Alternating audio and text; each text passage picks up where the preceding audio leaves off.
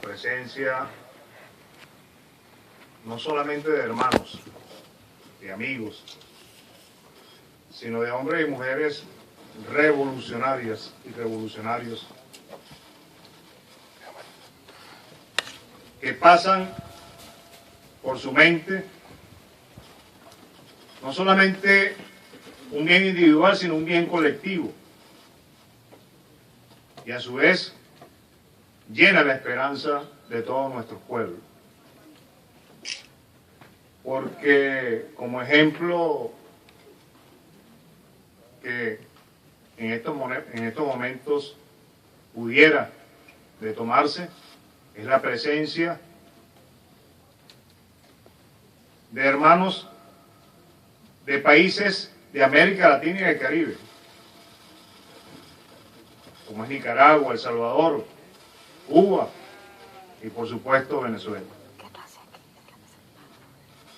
Y eso es parte de ese proceso de integración, no solamente lo económico, o lo político, lo social, sino más allá de eso lo histórico, lo que representa la unión de América Latina y del Caribe. Por ello, quisiera iniciar mis palabras antes saludando a todas las autoridades presentes, amigos, amigas. Como bien el vocativo ha fluido a través de nuestras palabras de los señores anfitriones de los diferentes comités de Cuba y de Venezuela, mi reconocimiento. En una reunión el 24 de enero del 2007 en Miraflores, nuestro comandante eterno de la Revolución Bolivariana, Hugo Rafael Chávez Frías, decía lo siguiente: conocedor como soy y somos del pensamiento de Fidel Castro, los hombres individuales no hacemos la historia sin el apoyo de los pueblos. Imposible que hubiésemos hecho nada de lo que hasta ahora hemos hecho. Hugo Chávez Frías.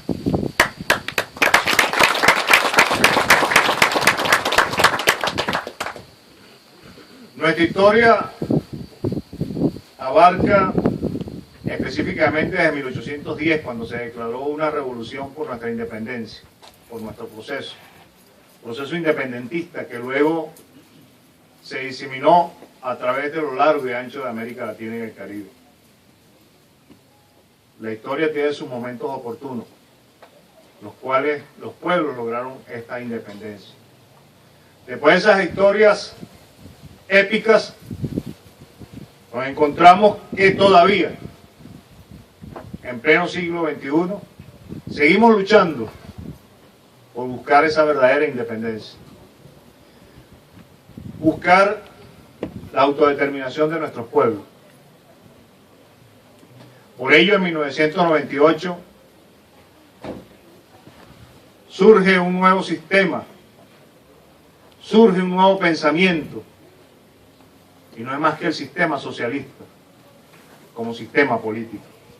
Bienvenido a nuestro querido Gordo Oviedo, que hace acto de presencia.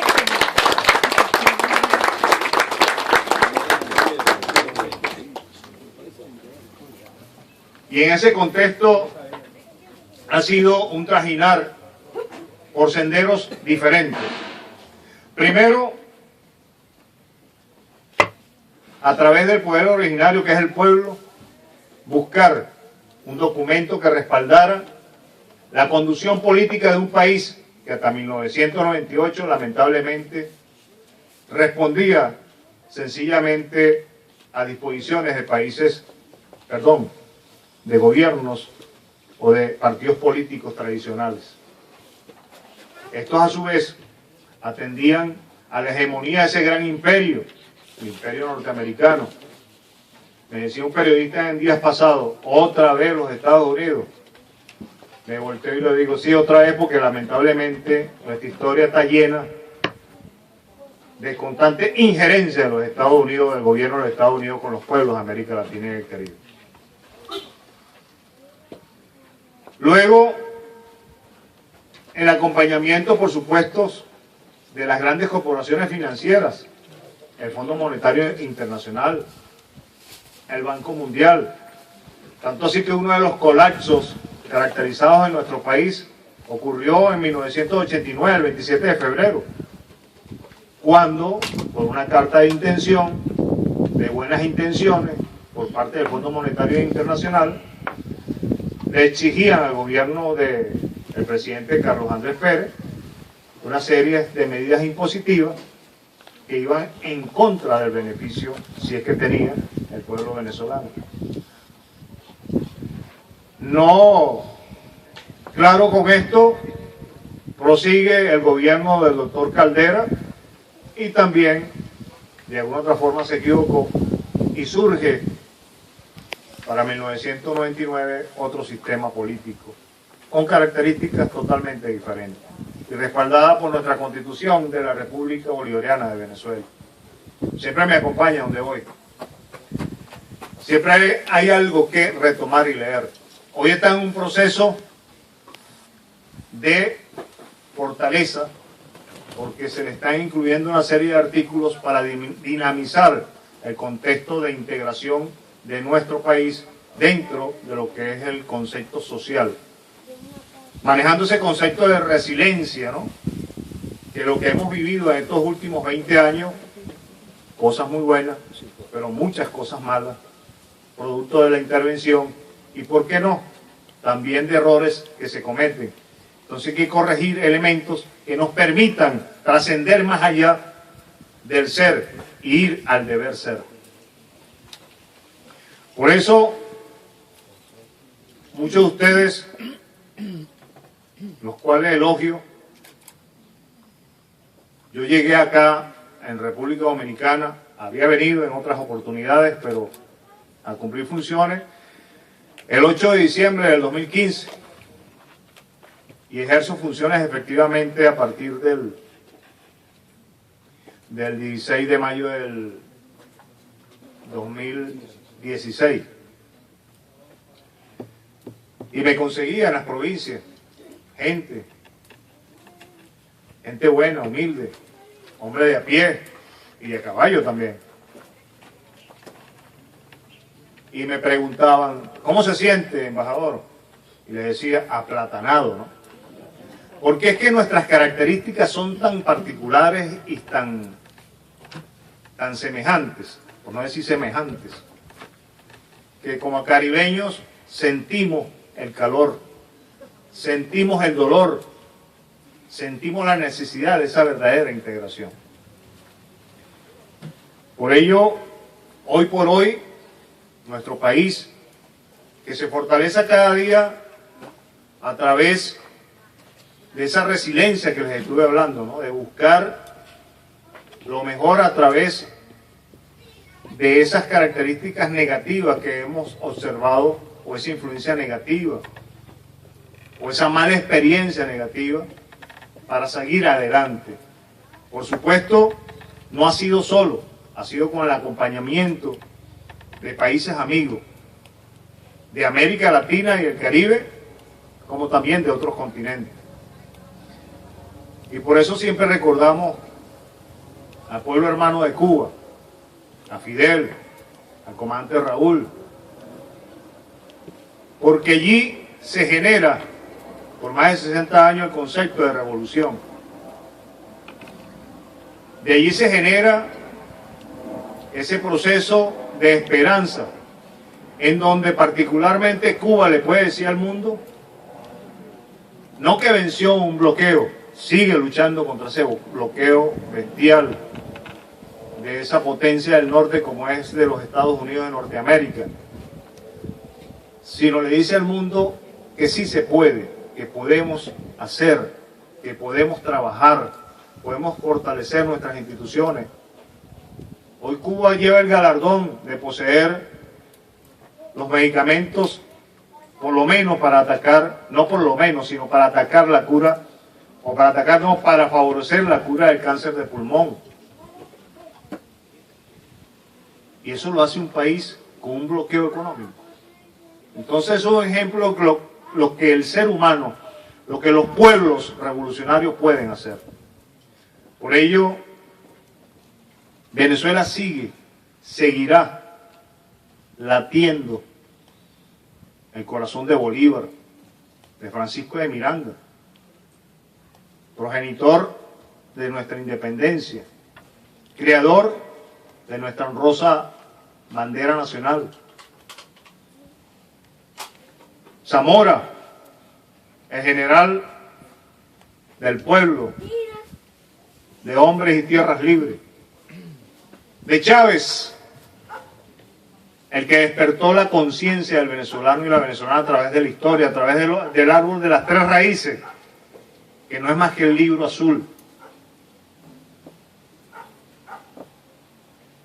Y hoy nos encontramos a través de un fiel representante de Chávez, uno de sus hijos, como lo decimos de manera muy particular y en esencia, como es el presidente Nicolás Maduro Moro, el presidente obrero. Algunos tratan de burlarse de él y dicen el conductor, el chofer del autobús. Muchos países quisieran tener un chofer de autobús como el presidente Maduro. Nuestra economía, ya ustedes saben en el momento en que nos encontramos, hoy un nuevo sistema económico, podemos decirlo que inventado, creado en ese pleno concepto del socialismo del siglo XXI, socialismo del siglo XXI, en donde se utilizan nuestras fortalezas. No necesariamente debemos de tener petróleo, oro, diamante, cualquier tipo de mineral o riqueza natural en cualquier país del mundo, sino lo que hay que tener es la existencia propia de querer hacer las cosas en función del bien común, en función del desarrollo del ser humano. Cuando digo la existencia generada a través de un elemento que guíe y fortalezca la conducción de un Estado, fortaleciendo sus instituciones, su economía, utilizando bien sus recursos. Y esa existencia para nosotros es la Constitución de la República Bolivariana de Venezuela. Contra ella es que está luchando el imperio. Contra ella es que está luchando la derecha y la ultraderecha. Porque ningún partido de derecha, ultraderecha, o en un contexto capital o capitalista, va a poder ejercer sus funciones sanamente, entre comillas, o poder ejercer posiblemente un proyecto de país con esta Constitución. Ya conocemos cuáles son los ideales del concepto capital o capitalista. Por eso quieren eliminar no solamente al presidente Nicolás Maduro Moro, como ocurrió el 4 de agosto con un atentado de un magnicidio frustrado. Todos los que estamos aquí presentes conocemos el hecho. Lo conocemos porque nos aviva una llama en el corazón y en el alma saber y estar pendiente de Venezuela como país hermano. Pero si no es por ello, pasa desapercibido. Ni siquiera un dibujo en el aire con referente a ese tema tan lamentable que ocurrió en nuestro país. En días pasados, nuestro embajador en la OEA lo recordaba lamentablemente ante una sesión especial de los embajadores de ese organismo, que pareciera que no hay interés por la OEA en solucionar el problema de manera pacífica en Venezuela, sino en forma guerrerista, invitando a países hermanos, como Colombia, como Chile, como Brasil, para que ejerzan acciones beligerantes contra un país como es Venezuela y que conocemos que lo que ha hecho es abrir los brazos para atender la inmigración extranjera. Primero en los años 50 y 60, la europea, la Segunda Guerra Mundial. Luego, lamentablemente, en América Latina y en el Caribe, cuando nuestros países andinos se encontraban en un insostenimiento económico y social. Venezuela siempre sigue abriendo los brazos y seguirá. Hoy resulta ser que el venezolano que sale de nuestra frontera por una mala disociación de la misma oposición, de derecha, por mismos dirigentes de la oposición. Me llega a la memoria un tal Julio Borges, diputado, que da hasta náuseas en lo particular hablar de esa persona, porque pareciera que no es venezolano, pareciera que fuera un espécimen de otra raza, porque ni siquiera ser humano. Porque cuando manda a atacar a su propio país, cuando manda a bloquear económicamente a su país, ¿es que acaso no piensa que hay venezolanos y venezolanos que necesitan también tener un equilibrio de vida? Pues no, manejan son sus intereses. Por eso que este tipo de reuniones nos satisface en el sentido de que está viva no una llama, sino la esperanza, en un proceso de integración que es fundamental, porque no podemos estar solos Venezuela, ni Cuba, ni Nicaragua, ni El Salvador, ni ningún país de América Latina. ¡Ni Bolivia! Los pueblos como ustedes, como nosotros, somos la esperanza del mundo. América Latina y el Caribe es una zona con inmensas riquezas, no solamente de minerales o naturales, también una riqueza sustantiva que está en el ser humano. Y ese ser humano merece respeto, ese ser humano merece bienestar, y nada más se lo podemos dar los gobiernos, los estados, y la consistencia que podamos tener en el tiempo y en el futuro va a ser no solamente por la fortaleza de un pueblo, sino va a ser por la fortaleza de los pueblos de América Latina y el Caribe, donde estamos todos. Muchas gracias.